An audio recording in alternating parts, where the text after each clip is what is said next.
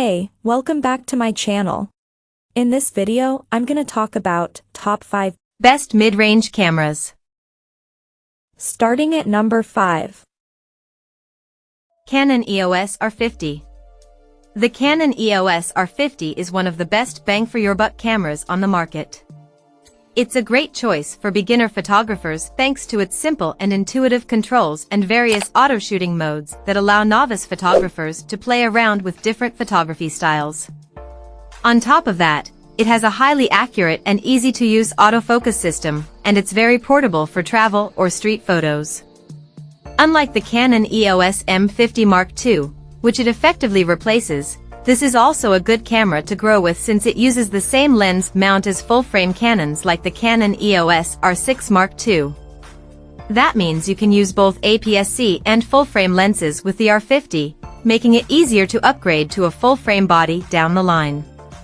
The Olympus OMD EM10 Mark IV is another great budget option, especially if you want the more portable Micro Four Thirds system. There's a well-established lineup of lenses, as well. That said, its autofocus system is much less reliable than the Canon cameras, and the camera is a bit less suited to low-light shooting because of its smaller sensor. Coming at number 4. Nikon Z50 Compact. If the Fujifilm XS20 is out of your price range, consider an entry-level model like the Nikon Z50.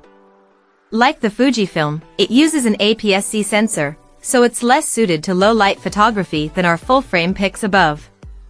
However, it performs admirably in low light for a crop sensor camera and offers plenty for both beginners and more advanced users. For one thing, it's one of the most well-built and comfortable entry-level cameras we've tested, with a weather-sealed body and generous hand grip. Its large viewfinder gives you a clear view of your subject, and the camera has a highly intuitive user interface that's accessible to newcomers. Battery life isn't amazing, so if you'd prefer a longer-lasting battery, the Sony Alpha 6400 is better.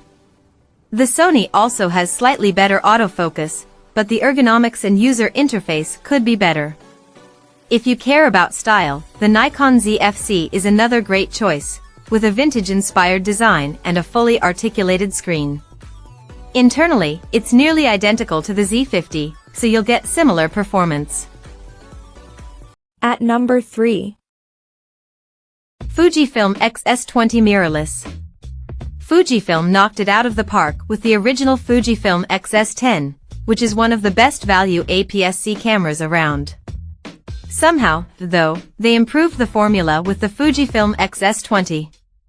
It's pricier, but it's a fantastic mid-range camera for hybrid shooters. With great ergonomics, an excellent tried-and-true sensor, and an updated autofocus system, it can handle all kinds of photo work. Plus, Fuji's film simulation profiles are always a joy to play around with.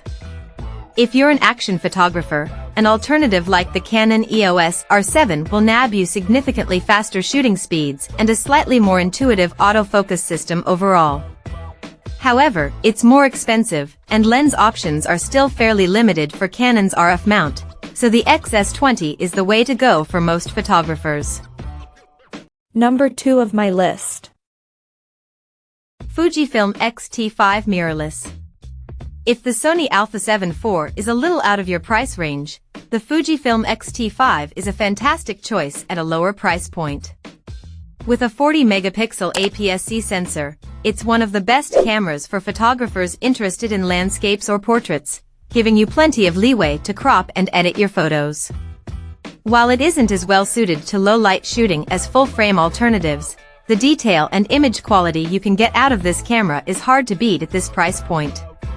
The camera also honors Fujifilm's photography-oriented roots with vintage-style exposure dials that make it a breeze to adjust your settings on the fly and a 3-way tilting screen that's incredibly versatile for waist-level shooting and street photography. It's also quite portable. If you're looking for a more robust camera with better ergonomics for studio work, you might prefer the Fujifilm X-H2. It uses the same sensor as the XT5 but has a bigger body and additional benefits for hybrid or video shooters, like a full-sized HDMI port and CF Express card slot.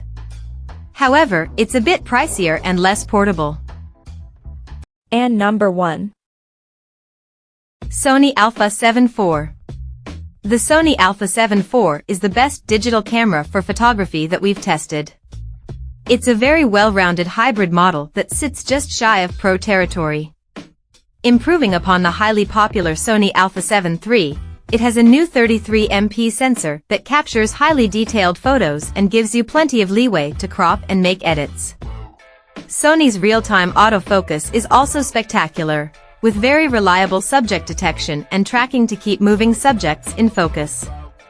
That said, it isn't a perfect camera by any means. Yes, it has in-body image stabilization, IBIS, but we've seen more impressive stabilization implementations. If you want to shoot uncompressed RAW files, the camera's max burst rate drops to 6 frames per second, which is slightly disappointing for high-level sports or wildlife photography. The comparable Canon EOS R50 Mark II has it beat in that respect, with 12 frames per second burst shooting, or up to 40 frames per second in electronic shutter mode. However, the wide selection of glass available for Sony's E-mount, including plenty of third-party lenses at various price points, gives the Alpha 7 IV an edge. Check out this video description for latest price and more informations. Thank you for watching this video. Please subscribe and stay tuned.